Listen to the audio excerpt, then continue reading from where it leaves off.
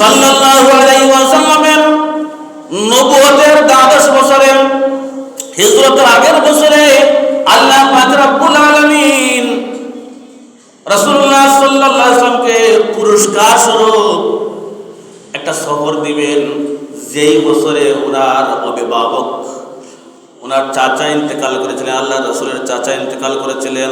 আবার খাদিজাতুল কুবরা রাদিয়াল্লাহু তাআলা আনহা উম্মাহাতুল মুমিনিন, রাসূলের সহধর্মিণী, সব সময় যিনি সহযোগিতা করতেন, পরামর্শ নিতেন, উনি ইন্তেকাল করলেন, যেটাকে আমুল হুজুন বলা হয়, দুঃখের বছর। ওই বছরই আল্লাহ নবী সাল্লাল্লাহু আলাইহি ওয়াসাল্লামের মেরাজ সংঘটিত হয়। তাহলে বাইতুল্লাহ থেকে বাইতুল মুকদ্দাস থেকে প্রথম, দ্বিতীয়, তৃতীয়, চতুর্থ, পঞ্চম, ষষ্ঠ আকাশ, সপ্তম আকাশ, এরপরে বাইতুল মামুর, এরপরে সিদরাতুল মুনতাহা, এরপরে হচ্ছে রফরফ আসলো। এরা এখান থেকে ওনাদের সফর শেষ। জিবরাইল, মিকাইল এবং বুরাকের সফর ওই পর্যন্তই শেষ। বাইতুল মামুর হচ্ছে একটা মসজিদ, আকাশের মধ্যে, সপ্ত আকাশের মধ্যে, যেই মসজিদে ফেরেশতারা ইবাদত করেন, রহমতের ৭০,০০০ ফেরেশতা তওয়াফ করেন প্রতিদিন। যেই ফেরেশতা একবার তওয়াফ করার সুযোগ পেয়েছেন, কিয়ামতের পূর্বে আর দ্বিতীয়বার এই ফেরেশতার সুযোগ পাবে না। সুবহানাল্লাহ। কেন পাবে না? যে আল্লাহর অসংখ্য গণিত ফেরেশতা। এখন বুঝেন কি পরিমাণ ফেরেশতা আল্লাহ তৈরি করেছেন। বাইতুল মামুর সপ্ত আকাশে, এই বাইতুল মামুর এর পরে সিদরাতুল মুনতাহা, কুলবৃক্ষ সীমানা, ওই সীমানা মাখলুকদের সীমানা, ওই জায়গায় শেষ। আল্লাহ নবী সাল্লাল্লাহু আলাইহি ওয়াসাল্লাম রফরফ নামক সারির মাধ্যমে আল্লাহ রাব্বুল আলামিনের আরশ আজিম পর্যন্ত পৌঁছে গেলেন। সুবহানাল্লাহ। বন্ধুর বাড়িতে গেলেন, কিছু না কিছু নিয়ে যায়, হাদিয়া তোফা নিয়ে যায়। আল্লাহ পাক রব্বুল আলামিন জানায় দেন, হাবিব বন্ধুর বাড়িতে বেড়াইতে গেলে কিছু না কিছু নিয়ে যায় গো, আপনি আমার জন্য কি এনেছেন? আল্লাহর নবী সাল্লাল্লাহু আলাইহি ওয়াসাল্লাম বলেন, আত-তাহিয়াতু লিল্লাহি ওয়াস-সালাওয়াতু ওয়াত-তাইয়্যিবাত। আল্লাহর নবী বলেন, ও নবী, আপনার জন্য আমি 3টা জিনিস এনেছি। সুবহানাল্লাহ বলবেন না? হে আল্লাহ, আপনার জন্য আমি 3টা জিনিস এনেছি গো আল্লাহ। আত-তাহিয়াতু 1, লিল্লাহি ওয়াস-সালাওয়াতু 2, ওয়াত-তাইয়্যিবাত 3। আল্লাহ, যত জাতের জবানের ইবাদত হইতে পারে, সালামের ইবাদত হইতে পারে, সব জবানের ইবাদত তোমার জন্য আমি হাদিয়া এনেছি। সুবহানাল্লাহ। ওয়াস-সালাওয়াতু, আর নামাজ নামক যত ইবাদত হইতে পারে, বদনের যত ইবাদত হইতে পারে, শারীরিক যত ইবাদত হইতে পারে, সব ইবাদত আপনার জন্য আমি বরাদ্দ করলাম। ওগো নবী, ওগো আল্লাহ, আপনার জন্য আমার নামাজ নামক আমাদের যত ইবাদত আছে, সব ইবাদত আপনার জন্য বরাদ্দ করে দিলাম, ওয়াকফ করে দিলাম। এটা দিয়া ওয়াত-তাইয়্যিবাত, আর পবিত্রতা নামক যত জাতের ইবাদত আছে, এই ইবাদত আপনার জন্য বরাদ্দ করে দিলাম হাদিয়া। তাহলে ইবাদত হয় 3 জাতের, হয়তো জবান দিয়া হবে, হয়তো পবিত্রতা দিয়া হবে, হয়তো বদন দিয়া হবে। জানি, মালি, জবানি। জানি, মালি আর জবানি, এই 3 জাতের ইবাদত হয়। মুখ দিয়ে হয় আল্লাহর প্রশংসা, জবান দিয়ে যেটা মাল সম্পদ দান সদকা খরচ যাকাত দিয়ে হয় এই ইবাদতে, আর জান দিয়ে হয় তোমার নামাজ, এইগুলা, রোজা, এইগুলা। অর্থাৎ 3 জাতের যত ইবাদতের ভিতরে যত ইবাদত আছে, সব ইবাদত আপনার জন্য হাদিয়া স্বরূপ এনেছি। সুবহানাল্লাহ বলবেন না? আল্লাহ রাব্বুল আলামিন অ্যাকসেপ্ট করলেন, গ্রহণ করলেন, খুশি হয়ে বন্ধুর কাছ থেকে বন্ধুর হাদিয়া গ্রহণ করলেন, আর গ্রহণ করে এরকম ভাবে সত্যায়ন করলেন, আসসালামু আলাইকা আইয়ুহান নাবিয়্যু ওয়া রাহমাতুল্লাহি ওয়া বারাকাতুহু। আসসালামু আলাইকা আইয়ুহান নবিয়্যু, হে নবী আপনার উপর শান্তি বর্ষিত হোক। সুবহানাল্লাহ। ওয়া রাহমাতুল্লাহি ওয়া বারাকাতুহু, আর আমি আল্লাহর পক্ষ থেকে রহমত এবং বরকত নাযিল হোক। সুবহানাল্লাহ। এখন দেখেন খুব গুরুত্বপূর্ণ একটা বিষয়, এখানে খেয়াল রাখেন। সাত আসমান জমিন পাড়ি দিয়া লাম মাকানে যখন চলে গেছেন আল্লাহর নবী, ওই জায়গায় যাওয়ার পরেও বেপানা উম্মতদেরকে বলেন নাই। আল্লাহর নবী বললেন আসসালামু আলাইনা ওয়া আলা ইবাদিল্লাহিস সালিহিন। তারাও, তাদের উপরও শান্তি বর্ষিত হোক যারা নেককার আপনার বান্দা, যারা নেককার বান্দাবান্দি তাদের উপরও আপনার পক্ষ থেকে শান্তি রহমত বরকত নাযিল হোক। সুবহানাল্লাহ। ফেরেশতারা, কারিবিনে ফেরেশতারা ওই জায়গায় যারা ছিল, এরা ভাবতে লাগলো কি যে একটা আনন্দময় মুহূর্ত, বন্ধু বন্ধুর সাথে কত কথোপকথন হইতেছে, মহব্বতের কত কথোপকথন হইতেছে, কথাবার্তা হইতেছে। তারা একটা শিল দিল, একটা শিলমোহর দিল, মোহর অঙ্কিত করলো। আশহাদু আল্লা ইলাহা ইল্লাল্লাহু ওয়া আশহাদু আন্না মুহাম্মাদান আবদুহু ওয়া রাসূলুহু। আমরা সাক্ষ্য দিলাম আল্লাহ ছাড়া কোনো মাবুদ নাই, মুহাম্মদ সাল্লাল্লাহু আলাইহি ওয়াসাল্লাম আল্লাহর বান্দা এবং রাসূল। এটা আমরা নামাজের মধ্যে পড়ি কি পড়ি না? এজন্য আল্লাহ নবী সাল্লাল্লাহু আলাইহি ওয়াসাল্লাম মেরাজ থেকে এসে বলেছিলেন সালাতু মিরাজুল মুমিনিন।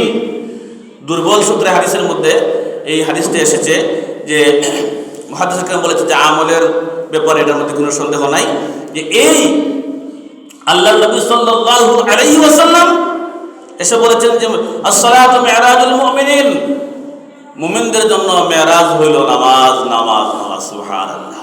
নামাজের মধ্যে আমরা এটা পড়ি, আল্লাহর সাথে আল্লাহর নবী কথাবার্তা ওই জায়গায় বলেছেন, আর আমরা দৈনন্দিন 5 ওয়াক্ত অন্তত পক্ষে 5 বার আল্লাহর সাথে কথাবার্তা বলি। সুবহানাল্লাহ। মুমিনদের মেরাজ জমিনে আল্লাহ রাব্বুল আলামিন খুশি হইয়া বন্ধুকে বুঝাইতে চাইলেন, বন্ধু আমার জন্য কষ্ট করেছেন, দিনকে বিজয় করার জন্য, দিনকে কায়েম করার জন্য। নবী গো, আপনার দুঃখ ক্লেশ, আপনার যাতনা সব কিছু দূর করার জন্য, আপনাকে আনন্দ দেওয়ার জন্য সফর দেওয়াইলাম। বাইতুল্লাহ থেকে বাইতুল মুকাদ্দাস পর্যন্ত, মক্কা থেকে জেরুজালেম পর্যন্ত সফর করাইলাম। পূর্বে কার্তিকলাকে আপনাকে দেখাইলাম, ওই জায়গায় ইমামতি করাইলাম। বাইতুল মামুরে দেখাইলাম, বাইতুল মামুরে ইমামতি করাইলাম। বাইতুল মামুরে ফেরেশতাদের সাথে সাক্ষাৎ করাইলাম, সব নবীর সাথে সাক্ষাৎ করাইলাম। নবী গো, কিয়ামতের ময়দানে বিচার হওয়ার পরে জান্নাত অথবা জাহান্নামে মুমিনরা যাবে। ওই জান্নাতের কি পরিমাণ নাজ ও নিয়ামত আছে আপনি না দেখে তো মানুষকে বুঝাইতে পারবেন না। ওগো নবীজি, ওই জান্নাতের নাজ ও নিয়ামতের বর্ণনা না দেখে মানুষকে শুনাইতে পারবেন না, বুঝাইতে তো পারবেন না। আপনাকে জান্নাত দেখাইব, জাহান্নামের কি পরিমাণ শাস্তি, জাহান্নামকে শাস্তি না দেখাইয়া আপনি মানুষকে কিভাবে সুন্দর করে বুঝাইবেন? আমি এই সফরটা দেওয়াইলাম আপনার জন্য, এটা শিক্ষা সফর। ওগো নবীজি, জান্নাত জাহান্নামের নাজ ও নিয়ামত এবং শাস্তিগুলো আপনাকে অবলোকন করাইব। আল্লাহ নবীকে সব কিছু আল্লাহ দেখাইয়া দিলেন। এরপরে আবার সব কিছু, সব ইলম আল্লাহ নবী সাল্লাল্লাহু আলাইহি ওয়াসাল্লামকে জাহিরি বাতিনি যত ইলম হইতে পারে সব ইলম আল্লাহ নবী সাল্লাল্লাহু আলাইহি ওয়াসাল্লামের সিনা মুবারকের মধ্যে দিয়ে দিলেন। আল্লাহ নবী সাল্লাল্লাহু আলাইহি ওয়াসাল্লাম ফিরতে সফর আসবেন। এখন আরশে আজিম থেকে সিদরাতুল মুনতাহা, সিদরাতুল মুনতাহার উপরে সফর শেষ। আবার বরাত ওই জায়গায় বাইতুল মামুরে টেস্ট লাগাইয়া আছেন হযরতে মূসা আলাইহিস নবীন আলাইহিস সালাম। ওই সময় 5 ওয়াক্ত নামাজ, আল্লাহ 50 ওয়াক্ত নামাজ হাদিয়া দিয়েছিলেন আল্লাহ পাক রব্বুল আলামিন নবী মুহাম্মদ রাসূলুল্লাহ সাল্লাল্লাহু আলাইহি ওয়াসাল্লামের উম্মতের জন্য খুশি হয়ে গ্রহণ করলেন। হযরত মূসা আলাইহিস সালাম বললেন, ওগো নবীজি আপনি খুশি হয়ে নিতেছেন, আমার উম্মতের উপরে মাত্র 2 ওয়াক্ত নামাজ ছিল, তাও পুরোপুরি আমি পড়াইতে পারি নাই, আপনি কমায় নিয়ে আসেন। এরকম কয়েকবার যাইতে 45 ওয়াক্ত কমাইছে। এরপরে আবার মুসা পরামর্শ দিলেন। আল্লাহ নবী বললেন, এখন আমার লজ্জা লাগে, কিভাবে আমি আল্লাহর কাছে গিয়া বলি যে একটু কমায়া দেন। আল্লাহ রাব্বুল আলামিন জানায় দিলেন, নবী আমাদের ভাষায় হলো হাকিম লড়তে পারে, হুকুম লড়তে পারে না। আমি 50 ওয়াক্ত বলেছিলাম, আমি রব্বুল আলামিন এই 50 ওয়াক্তই বহাল থাকলো, আপনার অনুরোধে 45 ওয়াক্ত আমি রক্ষত করে দিলাম। নবী হে, আপনার উম্মতেরা ইহতিমামের সাথে 5 ওয়াক্ত যারা নামাজ আদায় করবে গো, আমি রব্বুল আলামিন 50 ওয়াক্তের সওয়াব দান করে দিব। সুবহানাল্লাহ বলবেন না? 50 ওয়াক্তের সওয়াব পাওয়া যাবে 5 ওয়াক্তে। আল্লাহ নবী আসলেন, বাইতুল মুকাদ্দাস আসলেন, বাইতুল মুকাদ্দাস থেকে আবার বাইতুল্লাহ শরীফ আসলেন। ওই যে আগে বলছিলাম যে এখনো দেখলেন কোরআন নড়তেছে, এখনো দেখলেন বিছনা এখনো গরম আছে। ফজরের নামাজ পড়লেন, ফজরের নামাজ পড়ার পরে খুব মজার ঘটনা খেয়াল করেন। ফজরের নামাজ পড়ার পরে আল্লাহ নবী সাল্লাল্লাহু আলাইহি ওয়াসাল্লাম যখন বের হলেন, ওই সময় আবু জাহেলের সাথে সাক্ষাৎ। আবু জাহেল বলল, মুহাম্মদ প্রতিদিন তো মজার কিছু কথা বলো, নতুন কিছু কথা বলো, আজকে কি কোনো নতুন মজার কথা আছে? আল্লাহ নবী বললেন, হ্যাঁ আজকে গুরুত্বপূর্ণ মজার একটা ঘটনা আছে। বলে কি ঘটনা? বলে ঘটনা হইল গত রাতকে আমি মেরাজ করেছি। সুবহানাল্লাহ বলবেন না? আবু জাহেল বলল, মেরাজ কি? বলে বাইতুল্লাহ থেকে বাইতুল মুকাদ্দাস গেলাম, বাইতুল মুকাদ্দাস থেকে প্রথম আসমান, দ্বিতীয়, তৃতীয়, চতুর্থ, পঞ্চম, ষষ্ঠ, সপ্তম, এরপরে বাইতুল মামুরের পরে সিদরাতুল মুনতাহা, এরপরে আরশে আজিমের দেখার পরে জান্নাত গেলাম, জাহান্নাম দেখলাম, আবার অতিক্রম করলাম, এই পথে যেই পথে গেছিলাম অতিক্রম করলাম, অতিক্রম করে দিয়া ফজরের আগে আবার পৌঁছলাম। হয় এতদিন যাও মাথা টাতা বালা আছে, এখন ফুরাইটাই খারাপ। নাউজুবিল্লাহ। আর বেটা বলতেছে বাইতুল্লাহ থেকে মক্কা থেকে জেরুজালেম যাইতে প্রায় 1 মাস সময় লাগে, উট দিয়া 1 মাসের সময় বেশি লাগে। তাহলে আসা যাওয়া করতে প্রায় 2 থেকে 2.5 মাস সময় লাগে ওইখান থেকে। এর পর্যন্ত সেই সময়ের বিজ্ঞান যেটা, ওইটাই বলতেছে এই পৃথিবী থেকে প্রথম আসমান দিতে 500 বছর সময় লাগে।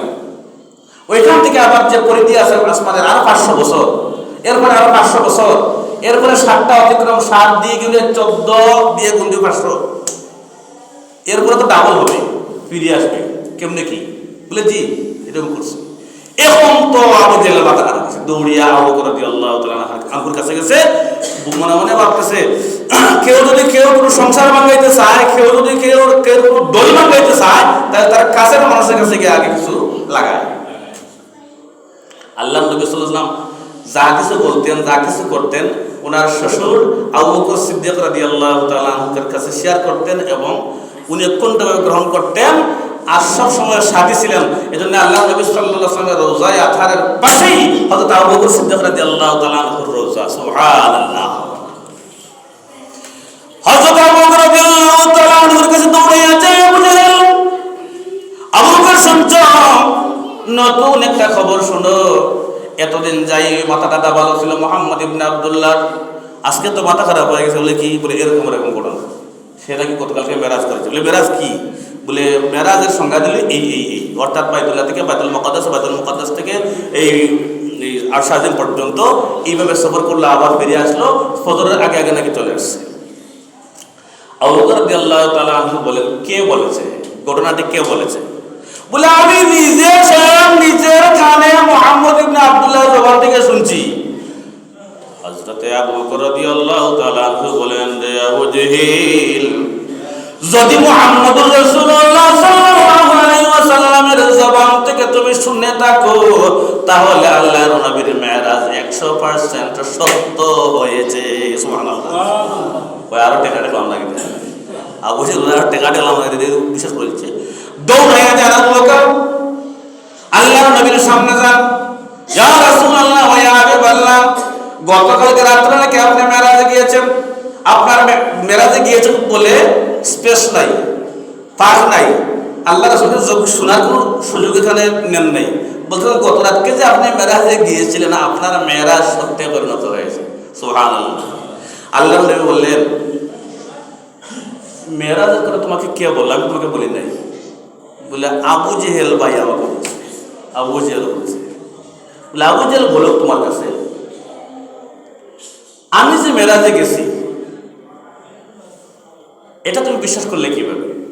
বলে আল্লাহ নবী যেহেতু আপনি বলেছেন এই জন্য আমি বিশ্বাস করছি। বলে আমার কথার উপরে তুমি কোন প্রত্যক্ষ প্রমাণ না নিয়ে, তথ্য না নিয়ে তুমি কেমনে বিশ্বাস করলা?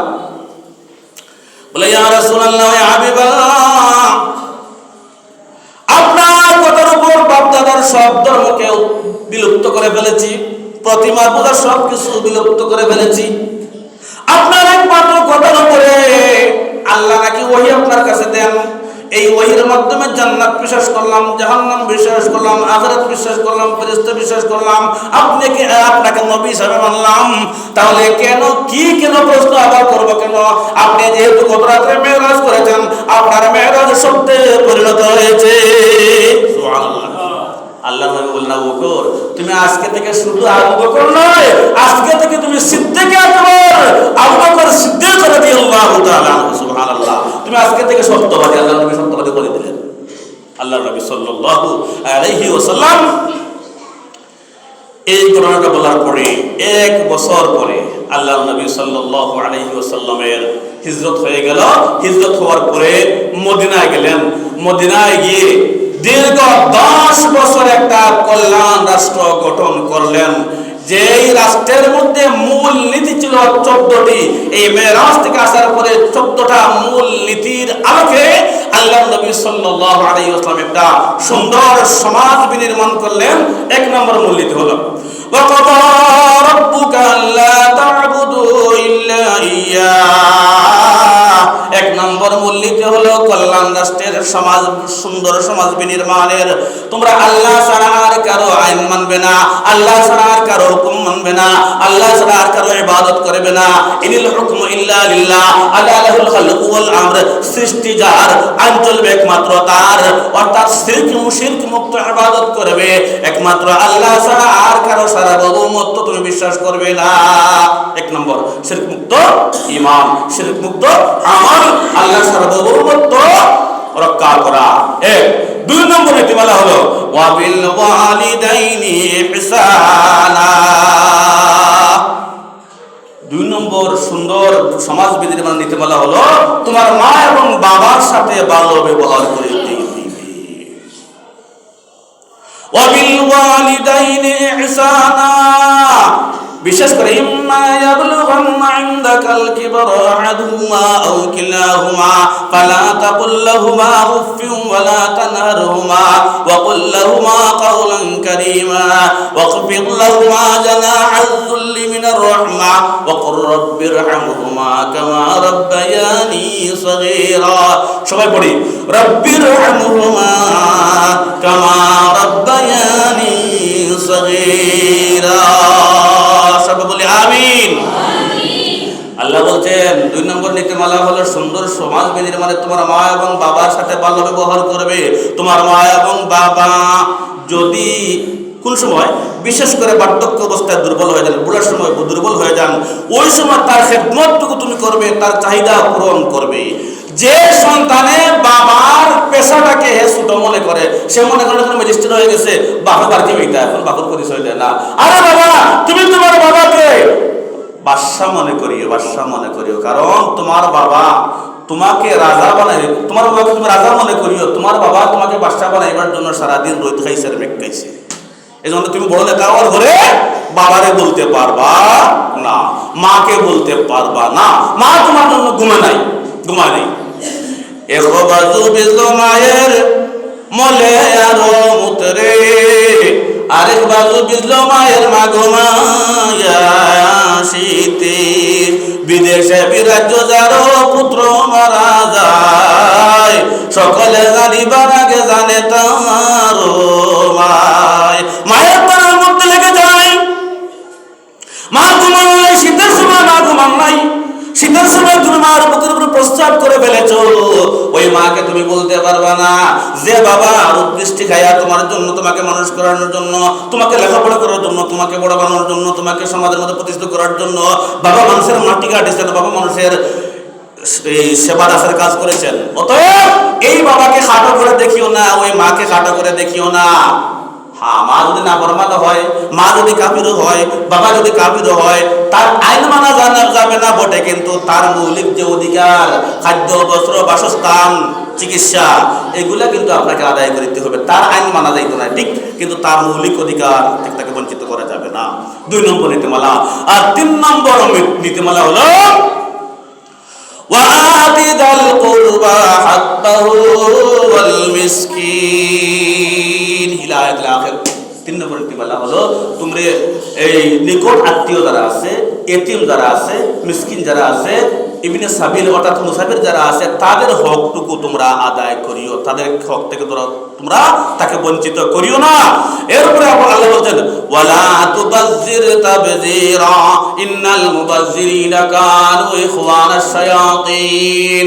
4 নম্বর নীতিমালা হলো সুন্দর সমাজ নির্মাণে তোমরা অপব্যয় করো না, অপচয় করো না, অতিরিক্ত ব্যয় করিও না। সময় যেহেতু শেষ, আমি আর সামনের দিকে যাচ্ছি না।